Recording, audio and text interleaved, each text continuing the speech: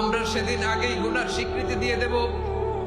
আমরা বলবো, আল্লাহ তুমি প্রশ্ন করার আগে তোমার একটা কথা বলি, আমারে কিছু জিজ্ঞেস করো না, আমি সব করেছি।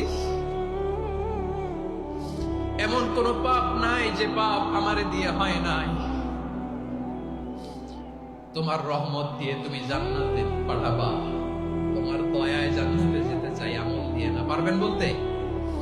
কিয়ামতের দিন আমরা বলবো, আল্লাহ আমার আমল দিয়ে জান্নাত চাই না, আমি তোমার দয়া দিয়ে জান্নাত চাই। তোমার দয়া ছাড়া আমার কোনো উপায় নাই।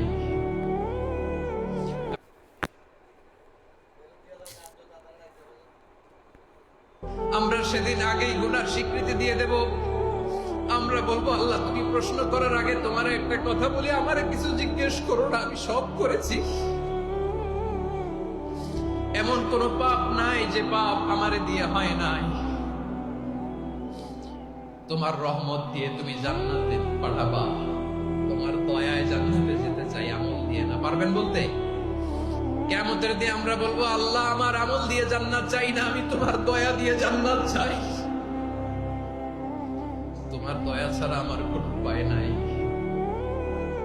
কারণ আল্লাহ যদি বিচার করে, বাঁচার কারো উপায় নাই। আল্লাহ যদি বলে ফেলেন তুই এটা করলি কেন, ওখানে গেলি কেন, কোরআনে 1000 বার নিষেধ করলাম তারপরেও এই পাপে জড়ালি কেন, এরকম প্রশ্ন ছুড়ে দিলে আমার উত্তর আছে?